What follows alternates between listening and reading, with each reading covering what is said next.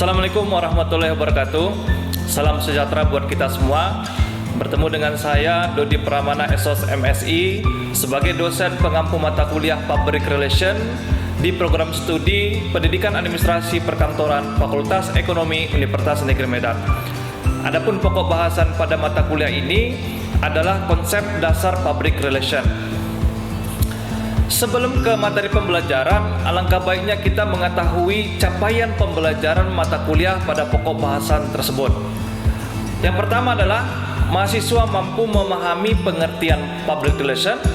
Yang kedua adalah mahasiswa mampu mengetahui tujuan public relation. Yang ketiga adalah mahasiswa mampu mengetahui tugas public relation. Yang keempat adalah mahasiswa mampu mengetahui fungsi public relation. Yang kelima adalah mahasiswa mampu memahami prinsip public relation. Sebelum kita membahas lebih jauh tentang konsep dasar public relation, ada baiknya kita memahami terlebih dahulu apa yang sudah kita ketahui tentang public relation dalam kehidupan kita sehari-hari.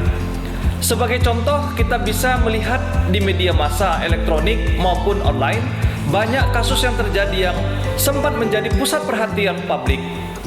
Contoh kecelakaan pesawat terbang, tidak lama kemudian pihak perusahaan akan memberikan informasi dan penjelasan terkait kronologi kecelakaan tersebut. Contoh kedua misalnya pada kondisi COVID-19 ini. Setiap hari gugus tugas penanganan COVID-19 menyelenggarakan press conference, menyampaikan perkembangan sejumlah kasus yang terinfeksi dan bagaimana pencegahan COVID-19. Dari contoh tersebut merupakan bagian dari pekerjaan public relation. Tentunya public relation bertugas menjalin hubungan antara pihak perusahaan dan masyarakat atau publik. Pertanyaannya, apakah public relation hanya berperan saat terjadi masalah di perusahaan? Tentu tidak. Oleh karena itu, public relation memiliki konsep public relation yang sangat luas yang kita pelajari dalam kesempatan pertemuan ini. Public relation adalah sebuah seni berkomunikasi dengan publik untuk membangun saling pengertian, menghindari kesalahpahaman dan mispersepsi, sekaligus membangun citra positif lembaga.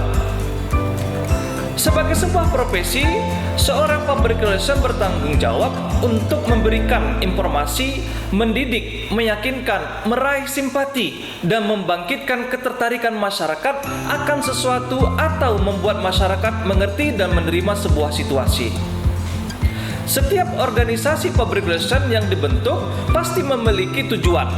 Dengan adanya tujuan, maka arah organisasi semakin jelas. Mengutip dari Rahmat Kriyantono, tujuan humas itu adalah yang pertama, menciptakan pemahaman antara perusahaan dengan publiknya. Humas harus menjamin kecukupan informasi guna mencegah kesalahan persepsi terhadap setiap yang dilakukan oleh organisasi. Yang kedua adalah membangun citra korporat. Citra merupakan persepsi publik tentang perusahaan atau organisasi yang menyangkut pelayanan, kualitas produk, budaya organisasi, perilaku organisasi. Yang ketiga adalah membangun opini. Sikap publik dalam perusahaan atau organisasi apabila diekspresikan sering disebut opini publik. Oleh karena itu, public relation harus menjaga komunikasi dan mampu untuk menjaga opini yang telah mendukung, menciptakan opini yang masih tersembunyi, dan menetralkan opini yang negatif. Dan yang terakhir adalah membentuk goodwill dan kerjasama. Selanjutnya adalah tugas dari public relation. Mengutip dari Rusadi Ruslan, tugas public relation itu pada umumnya ada dua. Yang pertama adalah membina hubungan ke dalam, public internal. Yang dimaksud di sini adalah public relation yang menjadi bagian dari organisasi itu sendiri. Seorang public relation harus mampu mengidentifikasi apa yang terjadi dalam organisasi. Yang kedua adalah membina hubungan keluar, public eksternal. Public relation harus mampu menciptakan gambaran positif organisasi di masyarakat. Selanjutnya adalah fungsi public relation. Mengutip dari Dozier dan Bro yang dikutip oleh Rusadi Ruslan, fungsi public relation adalah yang pertama penasehat ahli. Yang dimaksud di sini adalah public relation yang berkualitas memiliki kemampuan yang tinggi dalam membantu manajemen dalam mencarikan jalan keluar apabila ada masalah dalam publiknya.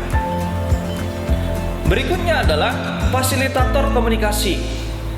Fungsi yang dimaksud di sini adalah public relation bertindak sebagai komunikator dan mediator apabila organisasi akan berhubungan dengan publiknya. Selanjutnya fasilitator dalam pemecahan masalah. Fungsi yang dimaksudkan tersebut adalah public relation merupakan fungsi manajemen dan sudah selayaknya menjadi bagian dari manajemen. Setiap ada persoalan sampai krisis, public relation harus mampu menjadi penasehat sampai dengan pengambilan keputusan. Dan yang terakhir adalah teknisi komunikasi. Public relation juga berperan sebagai jurnalis untuk organisasinya. Public relation menjadi simpul dari sistem komunikasi di dalam organisasinya. Dan yang terakhir adalah prinsip public relation. Arthur Wipitz menyebutkan sejumlah yang prinsip dari yang digunakan dalam praktek dan sebagai filosofi public relation dalam menjaga hubungan lembaga dengan publiknya. Yang pertama adalah tell the truth, katakan yang sebenarnya. Setiap kegiatan maupun pekerjaan yang dilakukan atas nama publik dan demi kepentingan publik. Oleh sebab itu, publik memiliki hak tersendiri untuk mendapatkan informasi sedalam-dalamnya terkait dengan lembaga. Yang kedua adalah buktikan dengan tindakan. Penilaian positif lebih mudah didapat melalui pembuktian dengan kerja nyata. Yang kedua adalah buktikan dengan tindakan. Penilaian positif lebih mudah didapatkan melalui pembuktian dengan kerja nyata. Publik lebih mudah menilai lembaga dari kinerjanya dibandingkan melalui kegiatan komunikasinya. Dengan demikian lebih mudah bagi lembaga untuk menjaga reputasinya. Dengan memberikan performa terbaik, publik lebih membutuhkan aksi nyata dibandingkan kegiatan yang sifatnya live service. Kemudian yang terakhir adalah yang ketiga adalah dengarkan konsumen. Salah satu aspek penting dalam menjaga hubungan baik dengan publik adalah mengerti keinginan konsumen. Keinginan konsumen hanya dapat diketahui apabila ada tindakan aktif dalam usaha mencari tahu apa saja yang menjadi kebutuhan, kesenangan, atau apapun yang dapat mempengaruhi pendapat bahkan perilaku konsumen terkait dengan lembaganya. Demikian video pembelajaran ini, semoga bermanfaat. Sampai jumpa kembali pada video pembelajaran berikutnya. Wassalamualaikum warahmatullahi wabarakatuh.